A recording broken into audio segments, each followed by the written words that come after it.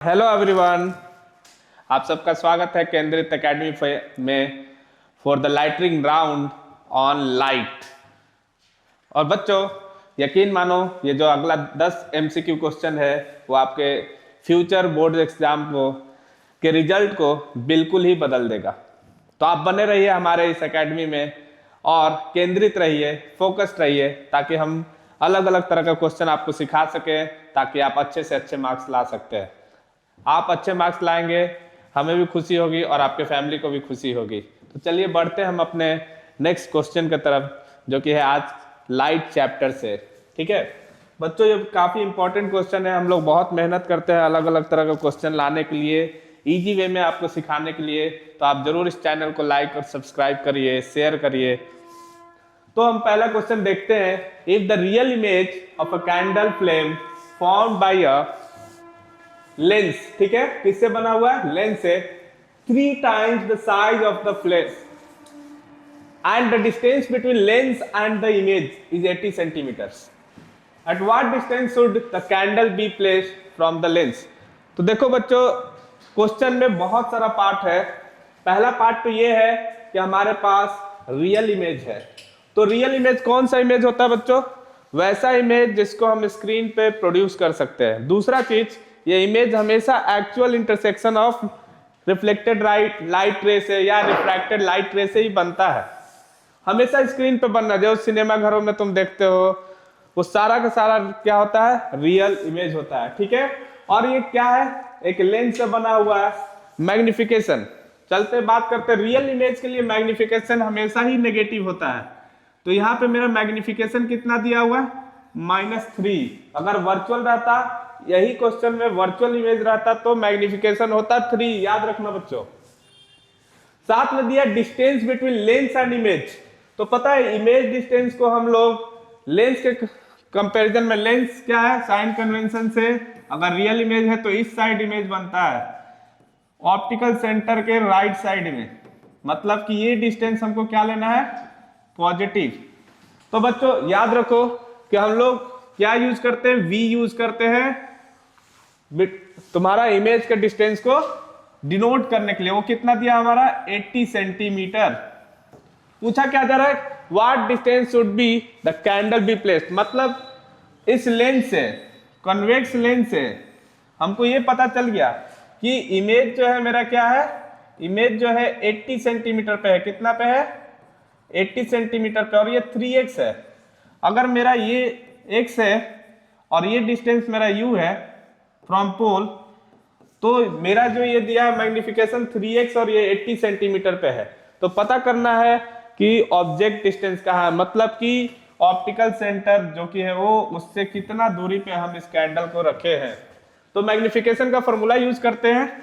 उससे पहले लिखते हैं let the object distance be u. ठीक है, तो मैग्निफिकेशन का फॉर्मूला क्या होता है लेंस के लिए? V/U। मैग्निफिकेशन कितना दिया? 3, V कितना दिया? 80, और U कितना दिया है? U ही ले लिए। तो U इक्वल्स टू कितना आ जाएगा मेरा?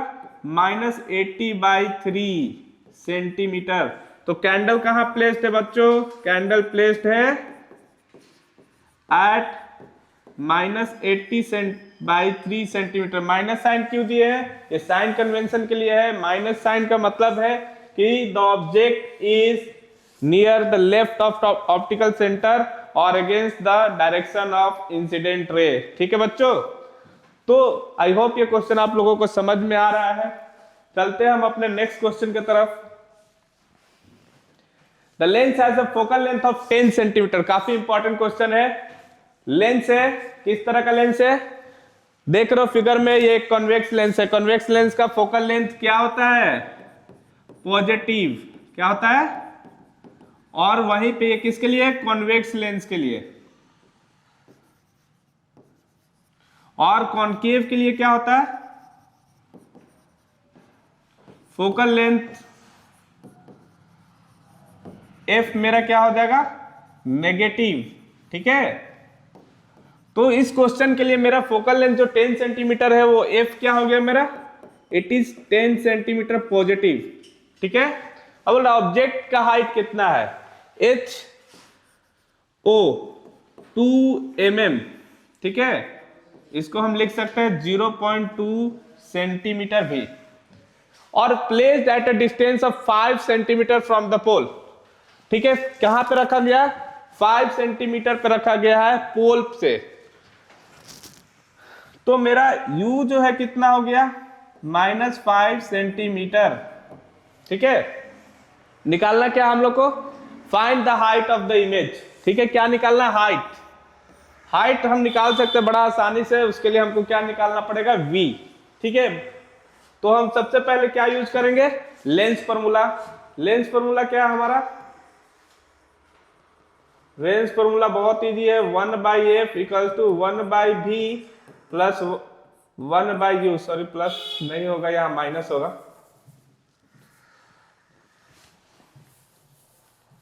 1/f equals to 1/v minus 1/u, ठीक है।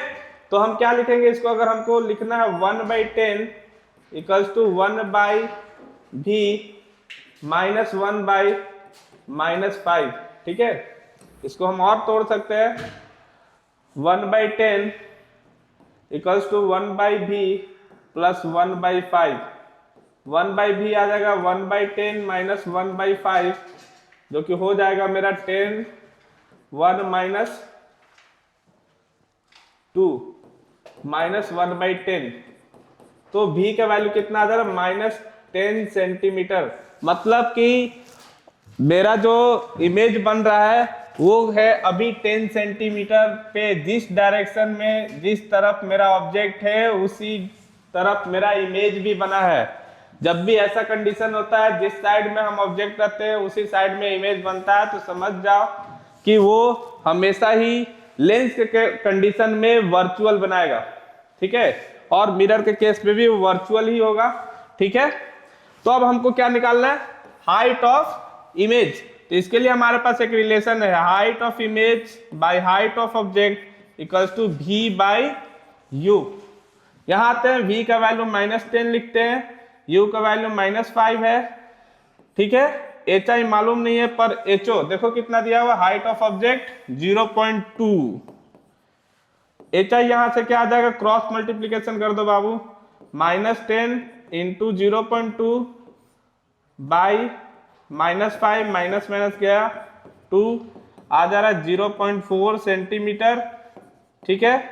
इसी को हम लोग लिख सकते हैं 4 mm, ठीक है। तो मेरा सही जवाब क्या हुआ, हमारा सही जवाब हुआ 4 mm, जो कि है सी, ठीक है। तो हम जानबूझ के क्वेश्चन को ऐसे बता रहे हैं ताकि ये हमारा पहला वीडियो है लाइट पे, हम चाहते हैं कि बच्चे थोड़ा कंसेप्ट भी समझे कैसे सॉल्व करना। अगर ये ऑब्जेक्टिव नहीं रहता, सब्जेक्टिव क्वेश्चन रहता 3 मार्क्स में, तो हमें ऐसे ही सॉल्व करना पड़ता। इसका ट्रिक भी हम इजीली सॉल्व कर सकते हैं, पर पहला क्लास होने की वजह से हमको ये थोड़ा लॉन्ग प्रोसेस दिखाना पड़ रहा है, ठीक है बच्चों। चलते हैं अपने नेक्स्ट क्वेश्चन की तरफ। देखो ये भी कंसेप्चुअल क्वेश्चन है, question number 3। When an object was kept at position x, ठीक है, in front of a concave mirror, तो concave mirror कैसा होता है, ठीक है, ये रहा मेरा concave mirror, ठीक है। और सपोज करो कि यहां एक ऑब्जेक्ट है जो कि दूरी कितना है, x, ठीक है। an enlarged image virtual, ठीक है, enlarge और क्या है, बहुत इंपॉर्टेंट है, enlarge और वर्चुअल इमेज है। अब तुम्हें पता है कि एनलार्ज मतलब जितना साइज ऑब्जेक्ट का है उससे बहुत बड़ा साइज का होना चाहिए इमेज, एनलार्ज तभी ना बोलेंगे, और वर्चुअल होना चाहिए। कॉनकेव में एक ही केस है जहां वर्चुअल इमेज बनता है और एनलार्ज भी बनता है, जब ऑब्जेक्ट जो है तुम्हारा प्लेस रहेगा कहां, बिटवीन फोकस एंड पोल, ठीक है बच्चों। तो ये कंडीशन कौन सा है, फोकस और पोल के बीच वाला। तो अब हम ऑप्शन पढ़ते हैं, कौन सा ऑप्शन इसमें सही होगा, जहां पे आइडेंटिफाई कर सकते हैं एक्स डिस्टेंस को, कि एक्स डिस्टेंस है क्या। पहला, anywhere between the centre of curvature and principal focus, ये तो होगा ही नहीं, क्योंकि ये कंडीशन बात कर रहा है ऑब्जेक्ट जो है एफ और सी के बीच में, तो ये तो होना ही नहीं है, ठीक है। ऑब्जेक्ट कब सही होगा आंसर मेरा, जब ये डिस्टेंस दिया रहेगा एक्स, ठीक है बच्चों। इस डिस्टेंस के लिए ये मेरा ये आंसर सही होगा। Anywhere between pole and principal focus, देखो ये ऑप्शन हमारा सही है, एकदम बिल्कुल भी सही है। एग्जैक्टली एट द सेंटर, हमको पता है कि अगर सेंटर ऑफ कर्वेचर पे ऑब्जेक्ट को रखेंगे तो सेम साइज का बनता है, लार्ज बनेगा ही नहीं।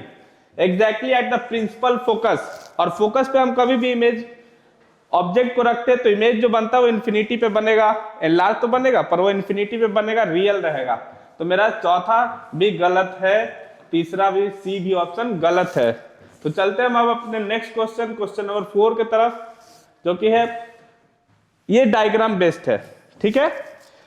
For the diagram shown according to the new Cartesian sign convention, the magnification of the image formed will have the following specification. अभी सेम कंडीशन था क्वेश्चन नंबर 3 में, ऑब्जेक्ट जो था यही एक्स पे दिया हुआ था, और अभी हम लोग देखें कि जब भी यहाँ पे ऑब्जेक्ट आता है तो वो जो है पॉजिटिव बनेगा, ठीक है, वो मैग्निफिकेशन तुम्हारा पॉजिटिव आएगा क्योंकि वर्चुअल इमेज बनता है, ठीक है। और साथ में हम लोग देखें कि मैग्निफिकेशन 1 से ज्यादा है, मतलब m जो है ग्रेटर देन होता है 1 से, हाईली एनलार्ज भी रहता है। तो यहाँ हमारे पास 4 ऑप्शन है जिसमें हमारे पास लेस देन वाला एक है, ये तो ऐसे ही नहीं होगा, फिर से मेरे पास लेस देन एक है। अब हमारे पास आता नेगेटिव, नेगेटिव कब होता, जब पोल को उस साइड बनता, ठीक है, नेगेटिव, तो वो तो मेरे पास कंडीशन है नहीं, तो ये भी मेरा क्या हो जाएगा, गलत। तो ऑप्शन नंबर बी मेरा क्या है, सही है, ठीक है बच्चों। कार्टेशियन साइन अगर तुम्हें याद होगा तो जो भी डिस्टेंस हम मेजर करते हैं in the direction of incident पे, इंसिडेंट रे के डायरेक्शन में सारा का सारा डिस्टेंस पॉजिटिव होता है, डिस्टेंस पॉजिटिव होता है, और वही इंसिडेंट रे के डायरेक्शन के अपोजिट कोई भी डिस्टेंस मेजर करते हैं तो क्या होगा, नेगेटिव। मतलब इंसिडेंट अगर इधर जा रहा है तो इधर सारा का सारा पॉजिटिव और इधर सारा का सारा डिस्टेंस को हम क्या लेंगे, नेगेटिव। वैसे प्रिंसिपल एक्सिस के ऊपर, यह है मेरा प्रिंसिपल एक्सिस, इसके ऊपर का सारा डिस्टेंस हम पॉजिटिव लेते हैं और नीचे का सारा डिस्टेंस नेगेटिव, और इसी साइन कन्वेंशन के वजह से मेरा आंसर जो है बी है, ठीक है बच्चों। अब बढ़ते हैं हम अपने नेक्स्ट क्वेश्चन की तरफ, जो कि है question number 5। Which diagram shows image formation of an object on screen bye converging lens. Converging lens का दूसरा नाम क्या है, कॉन्वेक्स लेंस। क्या नाम है, कॉन्वेक्स लेंस। तो जरा रिकॉल करते हैं कि इमेज फॉर्मेशन के लिए हमारे पास रूल कौन कौन सा है। पहला रूल याद रखो कि अगर कोई रे पैरेलल आता है वो कहां से जाएगा, फोकस से, चाहे कितना भी रहे, फोकस से, ठीक है। दूसरा रूल याद करते हैं हम लोग कि अगर कोई रे फोकस से जाता है तो रिफ्रैक्शन के बाद वो पैरेलल हो जाएगा, कितना भी रे ले लो, रिफ्रैक्शन के बाद पैरेलल, रिफ्रैक्शन के बाद पैरेलल। और तीसरा रूल हमारा क्या था कि अगर कोई लाइट ऑप्टिकल सेंटर से जाता है वो रिफ्रैक्ट नहीं करता, क्यों, क्योंकि एंगल कितना बनाता है, 90 डिग्री, और 90 डिग्री पे कोई रिफ्रैक्शन नहीं होता है। अब ये वाला बात करते हैं, इस डायग्राम में क्या गड़बड़ है। यहां तक ये सही आ रहा है, पैरेलल गया, फोकस से भी जा रहा है, लेकिन ये 2 फोकस दिया हुआ, मतलब कि ये कहां पे है, 2f2 पे। रूल क्या कहता है, वो कहां होना चाहिए, f1 पे, तो ये तो ऐसे ही गलत है। दूसरा डायग्राम में आते हैं हम लोग, यहां पे भी क्या लिख दिया है, 2f1, जो कि फिर से ये डायग्राम गलत हो जा रहा है। यहां आते ये f1 पे, ठीक है, और मेरा यहाँ पे सीधे सीधे आ रहा है, इसका मतलब ये है कि यहाँ कोई रिफ्रैक्शन नहीं शो कर रहा है, तो ये ऑप्शन मेरा हाईली चांस है कि सही होगा। और देख लेते हैं, एक बार डी को भी डिस्कस कर लेते हैं। अगर कोई रे आता है तो इसको पैरेलल बन जाना चाहिए था, क्योंकि ये फोकस से आ रहा है, लेकिन ये पैरेलल नहीं है कन्वर्ट, तो ये भी ऑप्शन गलत है हमारा। तो इसलिए हमारा ऑप्शन कौन सा सही होगा, ऑप्शन नंबर सी, ठीक है बच्चों, ऑप्शन सी सही है, क्योंकि कोई भी रे अगर कन्वेक्स लेंस से पैरेलल जाएगा तो रिफ्रैक्शन के बाद उसको फोकस से ही पास करना है, प्रिंसिपल फोकस से। और कोई रे अगर, ये कंडीशन है बाबू, देख लो, ये कंडीशन है हमारा। अगर कोई रे है पैरेलल है वो जाएगा फोकस से, ठीक है, और कोई रे है जो हमारा पास कर रहा है कहां से, ऑप्टिकल सेंटर से, तो सीधा का सीधा जाएगा, ठीक है, और ये जाके हमारा बनाएगा स्क्रीन पे इमेज। आई होप ये तुम्हें समझ में आ रहा होगा। तो बढ़ते हैं हम अपने नेक्स्ट क्वेश्चन की तरफ। An optical device has been given to a student. He determined its focal length by focusing the image of the sun on a screen placed 24 centimeter from the device. ठीक है, on the same side as the sun. बच्चा ये question जो है हमको device को identify करने के लिए है। क्या यूज कर रहे हैं हम लोग? लाइट में दो ही चीज यूज होता है, मिरर या लेंस। बच्चों लेंस में हमें पता है कि जिस साइड ऑब्जेक्ट होगा उस साइड कभी भी रिफ्रैक्शन की वजह से इमेज नहीं बनता। कुछ उसके लिए भी है, अगर ऑब्जेक्ट इंफिनिटी पे हो खास करके कभी इमेज नहीं बनेगा सेम साइड में। जब ऑब्जेक्ट पोल और फोकस के बीच में रहता है तभी बनता है, ठीक है। तो लेंस, और यहाँ पे हमारे पास है कि डिस्टेंस दिया हुआ है, तो लेंस तो होने से रहा, बच गया हमारे पास मिरर, ठीक है। मिरर क्यों पॉसिबल है?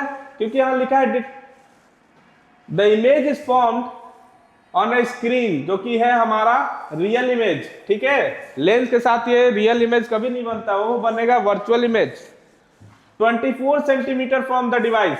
अब देखो कहीं भी है, अगर हम कॉन्वेक्स मिरर का बात करें तो वहां दो ही क्राइटेरिया, दोनों में वर्चुअल इमेज बनता है, तो कन्वेक्स तो होगा ही नहीं। हमारे पास कॉन्केव ही एक ऑप्शन बना, वो भी मिरर, ठीक है, क्योंकि रियल इमेज एक मिरर ही बना सकता है, लेंस भी बना सकता है, लेकिन वो सेम साइड में कभी नहीं बना सकता। जिधर ऑब्जेक्ट को प्लेस किए है उसी साइड में इमेज कभी भी नहीं बना सकता है, ठीक है बच्चों। तो कोई भी रे अगर पैरेलल आ रहा है, क्योंकि सन तो बहुत दूर है, इंफिनिटी पे है, और इंफिनिटी से आने वाले रेज हमेशा रिफ्लेक्शन के बाद एक ही पॉइंट से जाते हैं, और वो पॉइंट क्या होता है हमारा? फोकस, ठीक है। तो अब बताओ, यहां पे हमको पता करना था कि select the correct statement. Convex mirror of focal length 12 centimetre possible नहीं है, क्योंकि यहां इमेज, मेरा स्क्रीन कहां है? फोकस पे ही है, मतलब फोकल लेंथ मेरा आ जाएगा 24 centimetre. Convex lens of A focal length 24, ये भी नहीं होगा, ये कंफ्यूजिंग के लिए लेंस तो हो ही नहीं सकता, ठीक है। Concave mirror of focal length 24 centimetre बिल्कुल हो सकता है। कॉन्वेक्स लेंस फिर से नहीं हो सकता, क्योंकि लेंस में लाइट जो है एक मीडियम को पार करके दूसरे मीडियम में जाता है, इसलिए कभी भी रियल इमेज एक ही साइड में बना ही नहीं सकता है, ठीक है बच्चों। तो चलते हैं अपने नेक्स्ट क्वेश्चन की तरफ। Question number 7, A small electric lamp is placed at the focus of a convex lens, when the lamp is switched on the lens will produce. तो देखो बच्चों, ऑब्जेक्ट जो है हमारा फोकस पे है, ठीक है, कहां है? फोकस पे, और यहां से कभी भी लाइट जाएगा, कितना भी लाइट जाएगा, सारा का सारा रिफ्रैक्शन के बाद क्या हो जाएगा? पैरेलल। रिफ्रैक्शन के बाद सारा का सारा रे हो जाता है मेरा पैरेलल टू प्रिंसिपल एक्सिस। किससे पैरेलल होगा? प्रिंसिपल एक्सिस, ठीक है, become parallel to principal axis. तो मेरा पहला ऑप्शन तो ऐसे ही गलत है, कन्वर्ज तो होगा नहीं, क्योंकि कन्वर्जिंग यहीं पे है। आंसर हो जाएगा हमारा क्या? बी। डाइवर्जिंग भी नहीं होगा, क्योंकि ये हमारा लेंस जो है कॉन्वेक्स लेंस है, और डाइवर्जिंग तभी बनता है जब वो ऑब्जेक्ट जो है हमारा फोकस और ऑप्टिकल सेंटर के बीच में हो, जो कि ये कंडीशन है ही नहीं क्वेश्चन में। डिफ्यूज, डिफ्यूज का मतलब होता है कि क्लियर नहीं है, धुंधला है, ब्लर है, तो वो भी कंडीशन हमारे पास यहाँ बिल्कुल भी नहीं है। ये तुम्हारे भविष्य के जैसा धुंधला दिख रहा है अगर नहीं पढ़ोगे तो, ठीक है। नेक्स्ट क्वेश्चन की तरफ चलते हैं हम लोग। क्वेश्चन नंबर 8 काफी इंटरेस्टिंग क्वेश्चन है, रिफ्रैक्टिव इंडेक्स से है, रिफ्रैक्शन है, रिफ्रैक्टिव इंडेक्स है क्वेश्चन के अंदर, थोड़ा टफ भी है, इसलिए हम चाहते हैं कि इस क्वेश्चन पे ज्यादा ही ध्यान दिया जाए। क्वेश्चन है, in the given diagram light is travelling through the different media, it is noted by the scientist angle 1 equals to angle 3 equals to angle 4।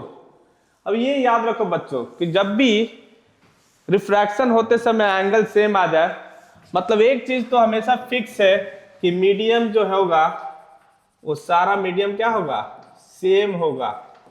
ठीक है, अगर सारा रेयरर है तो तीनों रेयरर है। समझ में आ रहा है कि नहीं?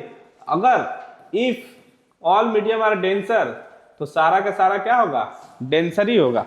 कहने का मतलब है कि जो मीडियम 1 है वही मीडियम 3 होगा, वही मीडियम 4 भी होगा। ये आपको याद रखना, ऑल मीडियम आर सेम। ठीक है बच्चों, अब हम चलते हैं क्वेश्चन के सेकेंड पार्ट में कि 2 जो है लेस देन 1 है, एंगल 2 जो है लेस देन एंगल 1 है। अब देखो लेस देन कब होता है, याद करो कि लाइट जब भी ट्रेवल करता है, लाइट जब भी ट्रेवल करता है रेयरर से डेंसर मीडियम में, it bends towards the normal. तो ये एंगल घटने का मतलब क्या हुआ कि अगर इस मीडियम का बात करें तो ये मीडियम क्या बन जाएगा मेरा, डेंसर, और ये मीडियम हो गया रेयरर। अगर ये एंगल 1 है और ये एंगल मेरा 2 है, इसका मतलब 2 हमेशा कम होगा, एंगल 2 कम होगा एंगल 1 से। ठीक है बच्चों, तो अब हम ऑप्शन की तरफ चलते हैं।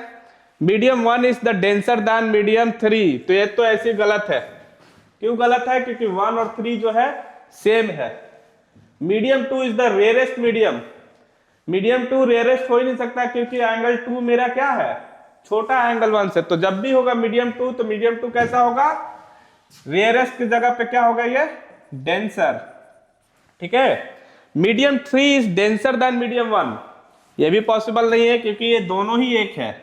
Medium 3 equals to medium 1। ठीक है, medium 1 and 3 are essentially the same, ये सही कंडीशन है। But medium 2 is denser than 1 and 3, तो ये बिल्कुल ही हमारा सही आंसर है। ठीक है, क्योंकि मीडियम 2 1 से ज्यादा डेंसर है, मतलब 3 से भी डेंसर होगा। क्यों? क्योंकि मीडियम 1 और 3 एक ही है, एक ही जैसा बिहेव करता है। ठीक है बच्चों, तो हम लोग बढ़ते हैं अब अपने नेक्स्ट क्वेश्चन की तरफ, जो कि क्वेश्चन नंबर 9। अब ये हमारा फिर से रिफ्रैक्टिव इंडेक्स पे बेस्ड क्वेश्चन है, बोर्ड में आने के लिए बहुत है, क्योंकि अगर रिफ्रैक्टिव इंडेक्स कोई बच्चा नहीं समझता है तो इस क्वेश्चन का आंसर भी वो नहीं दे पाएगा। रिफ्रैक्टिव इंडेक्स का मतलब यही होता है कि अगर किसी मीडियम में लाइट जाता है तो उस लाइट का स्पीड कितना से डिक्रीज कर सकता है, किस वैल्यू से डिक्रीज कर सकता है। अब तुम देखो यहाँ रिफ्रैक्टिव इंडेक्स दिया वाटर का 1.33, मतलब कि 1.33 टाइम्स जब भी लाइट वाटर में ट्रेवल करेगा तो उतना टाइम से उसका स्पीड को घट जाएगा। सिमिलरली मस्टर्ड ऑयल में 1.46 टाइम, ग्लिसरीन में 1.473, केरोसिन में 1.4। और हमसे पूछा जा रहा है कि इसमें अगर लाइट ऑब्लिकली है तो कहां बेंडिंग ज्यादा होगा, किस मीडियम में बेंडिंग ज्यादा होगा। ऑब्वियस बात है, जो मीडियम डेंसर है, denser medium, the bending will be more. ठीक है, जो ज्यादा डेंसर है बेंडिंग उतना ही ज्यादा है। समझ जाओ, डायरेक्टली प्रोपोर्शनल है। डेंसर मीडियम या डेंसर जो है डायरेक्टली प्रोपोर्शनल है बेंडिंग से। कम डेंसर कम बेंडिंग, ज्यादा डेंसर ज्यादा बेंडिंग। तो इसमें सबसे ज्यादा डेंसर कौन है, ग्लिसरीन है। क्यों? क्योंकि इसका रिफ्रैक्टिव इंडेक्स सबसे ज्यादा है 1.473। तो मेरा सही आंसर क्या हो जाएगा, डी, ग्लिसरीन। ठीक है बच्चों, अब हम लोग देखते हैं अपने इस सेशन का लास्ट क्वेश्चन को कि वो किस तरह का क्वेश्चन है। ये सरप्राइज है आपके लिए। Question number 10, the angle of incident from air to glass. ठीक है, ये पॉइंट है O on the hemispherical glass slab कितना होना चाहिए। यहां पे हमको पता करना है कि एंगल कितना बन रहा है। ठीक है, ये एंगल क्या है। तो बच्चों यहाँ हमारे पास जो है ऑप्शन 45 डिग्री है, 0 डिग्री है, 90 है, 180 भी है। पर क्वेश्चन हड़बड़ी में बच्चे यहाँ पे जरूर ही गलती करेंगे। हमसे पूछा है angle of incidence. Angle of incidence क्या होता है, एंगल ऑफ इंसिडेंट क्या होता है, एंगल ऑफ इंसिडेंस क्या होता है बताओ। ये होता है angle between normal and incident ray. और इस क्वेश्चन को सॉल्व करते समय एक तो पहले ये याद रखना पड़ेगा कि एंगल ऑफ इंसिडेंट क्या है, दूसरा क्या है, कब रिफ्रैक्शन नहीं होगा, when refraction of light will not take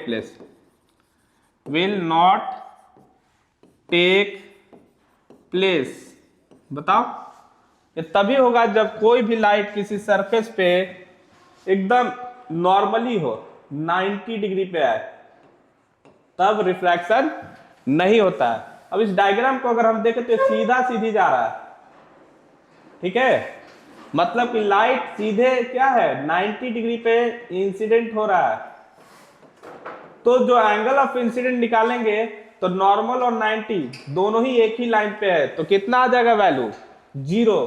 कितना आएगा हमारा वैल्यू, 0, क्योंकि देखो नॉर्मल में 90 डिग्री है और इंसिडेंट भी 90 डिग्री है। अगर दोनों ऐसा ही हो जाए, ये मान लो मेरा उंगली नॉर्मल है, इसी पे मेरा इंसिडेंट लाइट भी आ रहा है, तो दोनों के बीच का एंगल क्या बनेगा, मेरा 0 डिग्री बनेगा।